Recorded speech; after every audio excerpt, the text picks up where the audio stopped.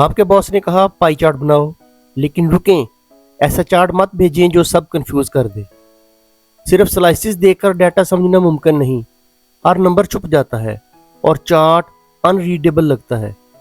लेकिन क्या होगा अगर मैं आपको दिखाऊं एक एक्सेल सीक्रेट ट्रिक जिससे आपका चार्ट ना सिर्फ साफ और रीडेबल होगा बल्कि प्रोफेशनल, ऑटो सॉर्ट और बॉस इंप्रेसिंग भी बन जाएगा। ये वो ट्रिक है जो 99% लोग नहीं जानते। यहाँ एक्सेल में मेरे पास profit in millions by region है। लोग पाई चार्ट क्यों पसंद करते हैं? मेरी समझ के मुताबिक वो सिर्फ इंसर्ट टैब पर जाते हैं और ये पाई चार्ट सेलेक्ट करते हैं और समझते हैं कि काम ख़त्म। लेकिन इसे मज़ीद ऑप्टिमाइज़ किया जा सकता है। लेजेंड्स को रिमूव करते हैं और रीडेबिलिटी बेहतर बनाते हैं। राइट माउस क्लिक करें और सीरीज़ पर ऐड डाटा लेबल्स करें। डाटा लेबल्स को डबल क्लिक करें और कैटेगरी नेम और परसेंटेज ऐड करें और काम ख़त्म। हमारे पास चार्ट में बहुत सारी इन्फॉर्मेशन है और ये बहुत फास्ट बनाया गया है।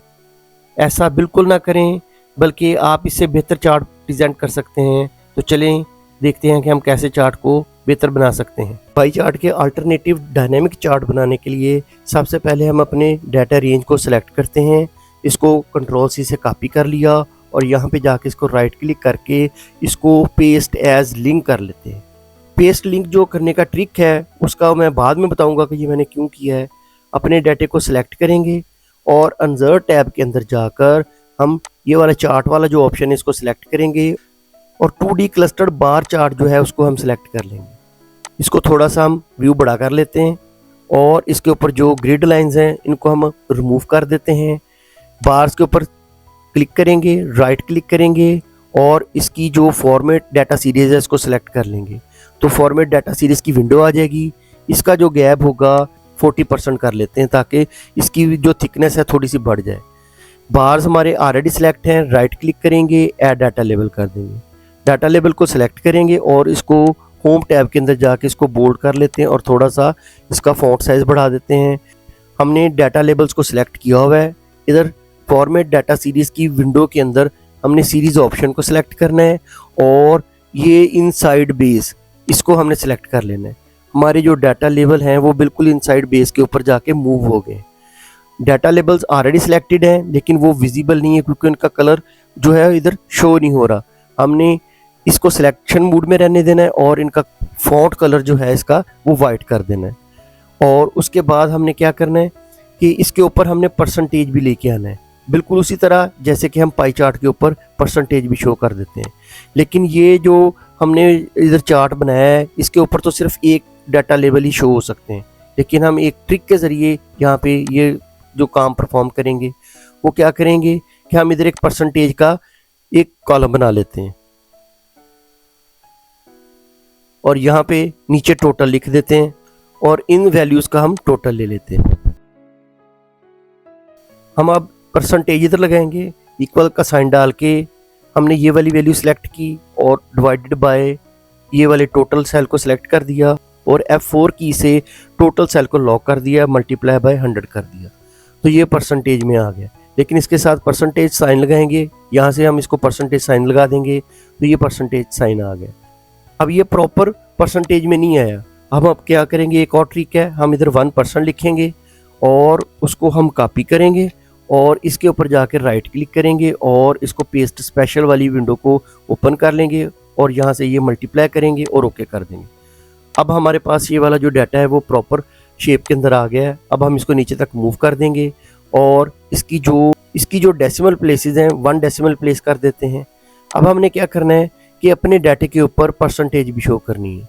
हमने परसेंटेज लाने के लिए इसके ऊपर ये वाला कॉलम इधर नहीं लेके आएंगे, बल्कि ट्रिक के ज़रिए ये वाला जो रीजन और प्रॉफिट वाला डाटा था उसको एक बार फिर इधर जाके कॉपी करेंगे और अपने चार्ट को सिलेक्ट करेंगे और सिलेक्शन मोड में रहते हुए इसके ऊपर कंट्रोल V प्रेस कर देंगे।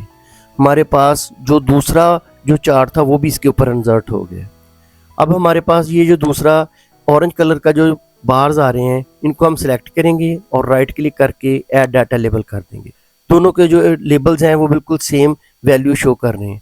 यहाँ पे हम ट्रिक करेंगे लेबल्स को सिलेक्ट करेंगे और फॉर्मेट डाटा लेबल्स की जो विंडो होगी वहाँ पे सीरीज़ ऑप्शन में जाएंगे, लेबल्स को सिलेक्ट करेंगे और वैल्यू को रिमूव कर देंगे और यहाँ पे वैल्यू फ्रॉम सेल इसको सिलेक्ट करेंगे और यहाँ से इसकी जो रेंज होगी डाटे की वो ये दे देंगे। अब हम ओके करते हैं तो ये देखें ये परसेंटेज इधर शो होना शुरू हो गया। अब हमने 2 बार्स तो यहाँ पे शो नहीं करने, हम क्या करेंगे जो हमारा ओरिजिनल बार्स थे उनको हम सिलेक्ट करेंगे और फॉर्मेट डाटा सीरीज़ के अंदर जाके हमारी जो सीरीज़ ओवरलैप हैं उसको हम 100% कर देंगे। तो देखें हमारी जो सीरीज़ हैं वो ओवरलैप कर गई हैं। अब हमने क्या करना है कि अपने जो बार्स हैं इनको सिलेक्ट करना है, तमाम बार्स को सिलेक्ट करेंगे और फिल मोड में जाएंगे। हमारा जो कलर है वो ऑरेंज कलर का है, हम इसको यहाँ से नया कलर दे देते हैं, हम इसको जो डार्क ब्लू दे देते हैं। अब हमारा जो डाटा है वो इधर देखें प्रॉपर तरीके से शो हो रहा है, उसके ऊपर वैल्यू भी आ रही है और उसके ऊपर परसेंटेज भी आ रही है। अब हम इसको थोड़ा सा और डायनामिक बनाते हैं, इस पोर्शन को हम सेलेक्ट करते हैं और इसको थोड़ा सा नीचे ड्रैग कर देते हैं। यहाँ से हम ये प्लस वाले साइन को प्रेस करेंगे और यहाँ पे जाके इसको चार्ट टाइटल इंसर्ट कर देते हैं और इस चार्ट टाइटल का जो हम नाम रखते हैं ग्लोबल प्रॉफिट रख देते हैं। इसको हम थोड़ा सा इधर मूव कर लेते हैं ताकि हमारा डाटा शो होता रहे। यहाँ पे हम ये जो टाइटल था इसको हम सिलेक्ट करके इधर ले आते हैं और यहाँ पे हमने इधर टोटल भी शो करना है। हम क्या करेंगे इंसर्ट टैब के अंदर जाएंगे और यहाँ से टेक्स्ट इंसर्ट करेंगे और यहाँ पे क्लिक कर देंगे।